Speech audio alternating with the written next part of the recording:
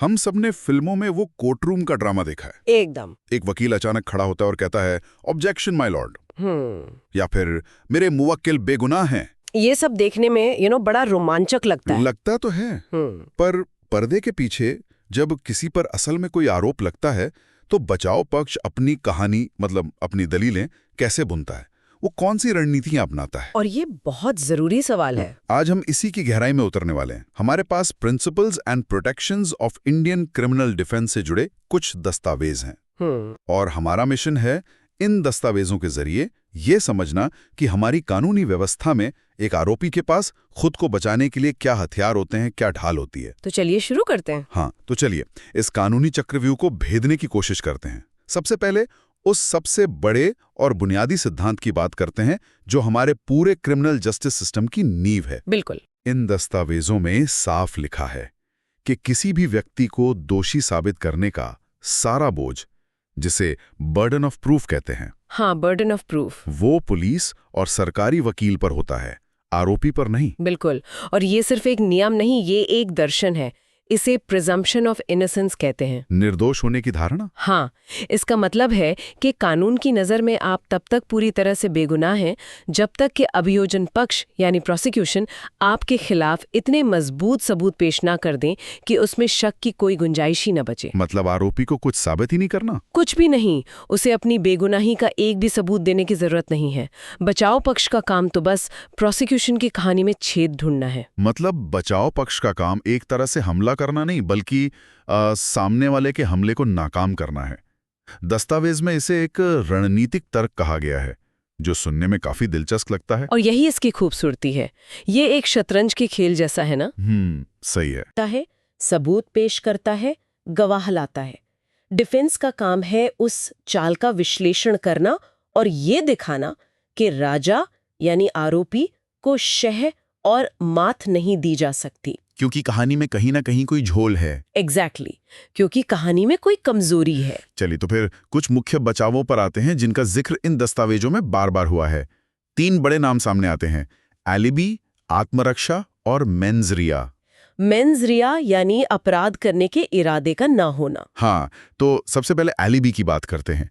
ये शब्द तो हम सबने कई बार सुना है, फिल्मों में तो बहुत सुना है। इसका सीधा सा मतलब है कि मैं उस वक्त वहां था ही नहीं। जैसे आरोप है कि दिल्ली में सोमवार सुबह चोरी हुई, पर आरोपी ये साबित कर दे कि वो तो उस समय मुंबई की फ्लाइट में था, तो केस ही खत्म। हाँ, सुनने में तो ये सबसे मजबूत बचाव लगता है। सुनने में जरूर लगता है, पर इसे साबित करना उतना ही मुश्किल हो सकता है। अच्छा। हाँ, सिर्फ ये कह देना कि मैं कहीं और था काफी नहीं होता। आपको मजबूत सबूत देने पड़ते हैं, जैसे आपकी फ्लाइट का बोर्डिंग पास, होटल का बिल, सीसीटीवी फुटेज। बिल्कुल, उस जगह की सीसीटीवी फुटेज या ऐसे गवाह जिनका आपसे कोई सीधा रिश्ता ना हो। यहीं पे असली कानूनी लड़ाई शुरू होती है। मतलब अगर गवाह आपका कोई दोस्त या रिश्तेदार हो तो अदालत उसकी बात पर शक कर सकती है। बिल्कुल, प्रोसिक्यूशन यही दलील देगा कि ये गवाह तो आरोपी को बचाने के लिए कुछ भी कह सकता है ना? सही बात है। इसलिए एक अनजान व्यक्ति की गवाही, जैसे उस कैफे का वेटर जहां आप बैठे थे, वो ज्यादा वजन रखती है। और आज के डिजिटल युग में तो ये और भी मुश्किल हो गया होगा। और भी जटिल। आपकी mobile location, tower data, social media check in, ये सब आपकी एलिबी को मजबूत या फिर कमजोर कर सकते हैं। प्रोसिक्यूशन हर सबूत को बारीकी से खंगालेगा। अच्छा। क्या सीसीटीवी फुटेज असली है? क्या टिकट में कोई छेड़छाड़ तो नहीं हुई? ये सब देखा जाता है। तो एलिबी का मतलब है कि आप अपराध की जगह पर थे ही नहीं। हाँ। लेकिन क्या हो अगर आप वहां थे, आपने ही वो काम किया, पर आपको अपनी जान बचाने के लिए वो करना पड़ा। यहीं पर आत्मरक्षा यानी सेल्फ डिफेंस का सिद्धांत सामने आता है। हाँ, और ये एक बहुत ही संवेदनशील और बारीक बचाव है। क्यों? क्योंकि यहाँ आप ये स्वीकार कर रहे हैं कि हाँ, ये काम मैंने किया, लेकिन आप ये भी कह रहे हैं कि मेरे पास और कोई चारा नहीं था। ओके। कानून ये नहीं कहता कि आप खतरे के सामने चुपचाप खड़े रहें। वो आपको अपनी रक्षा करने का अधिकार देता है। पर इसकी कोई सीमा तो होगी। मान लीजिए किसी ने आपको थप्पड़ मारने के लिए हाथ उठाया, तो क्या आप उसे गंभीर चोट पहुंचा सकते हैं? यही सबसे महत्वपूर्ण सवाल है। इसे कानून की भाषा में प्रोपोर्शनैलिटी यानी आनुपातिकता कहते हैं। प्रोपोर्शनैलिटी? हाँ, आपका जो जवाब है वो खतरे के अनुपात में होना चाहिए। अगर कोई आपको थप्पड़ मारने की कोशिश कर रहा है तो आप खुद को बचाने के लिए उसे धक्का दे सकते हैं, उसका हाथ पकड़ सकते हैं। लेकिन अगर आपने बदले में उस पर किसी भारी चीज से हमला कर दिया तो वो आत्मरक्षा नहीं कहलाएगा। अच्छा। अदालत ये देखती है कि उस पल में, उस घबराहट की स्थिति में एक आम इंसान को अपनी जान पर कितना खतरा महसूस होता। क्या आपको वाकई लगा कि आपकी जान या शरीर को गंभीर नुकसान पहुंच सकता है? मतलब ये बहुत सब्जेक्टिव है। बहुत सब्जेक्टिव है। ये उचित बल की परिभाषा हर केस की परिस्थितियों के साथ बदल जाती है। तो ये पूरी तरह से उस पल के एहसास और हालात पर निर्भर करता है। ये वाकई में बहुत जटिल है। अब तीसरे बचाव पर आते हैं जो शायद सबसे ज्यादा दिमागी है, मेंस रिया का अभाव। मेंस रिया। हाँ, इसका मतलब है दोषी मन का न होना। मैं इसे ऐसे समझता हूं कि गलती से किसी से टकराकर उसे गिरा देना और जानबूझकर किसी को धक्का देकर गिरा देना, इन दोनों में बहुत फर्क है। बिल्कुल सही। पहले मामले में इरादा नहीं था। आपने बिल्कुल सही समझा। ज्यादातर गंभीर अपराधों के लिए सिर्फ ये साबित करना काफी नहीं है कि आरोपी ने कोई गलत काम किया, जिसे कहते हैं एक्टस रियस। एक्टस रियस। हाँ, प्रोसिक्यूशन को ये भी साबित करना होता है कि आरोपी ने वो काम एक दोषी मन यानी गलत इरादे से किया था, मेंस रिया। तो ये बचाव इसी इरादे पर हमला करता है। बिल्कुल। लेकिन किसी के मन में क्या चल रहा था ये अदालत कैसे तय कर सकती है? ये तो मतलब साबित करना नामुमकिन सा लगता है। ये बहुत मुश्किल है और इसीलिए इसे सबूतों और परिस्थितियों से जोड़ा जाता है। जैसे क्या आरोपी ने पहले से कोई तैयारी की थी? क्या घटना के बाद उसने भागने की कोशिश की? क्या उसका कोई मकसद था? इन सब बातों से इरादे का अंदाजा लगाया जाता है। अच्छा, ओके। और कुछ मामलों में बचाव पक्ष ये दलील दे सकता है कि आरोपी इरादा बनाने की मानसिक स्थिति में ही नहीं था। जैसे कि अगर कोई व्यक्ति मानसिक रूप से बीमार हो। हाँ, या फिर कुछ खास परिस्थितियों में अगर किसी को उसकी मर्जी के बिना कोई नशा दे दिया गया हो और वो अपने होश में ना हो।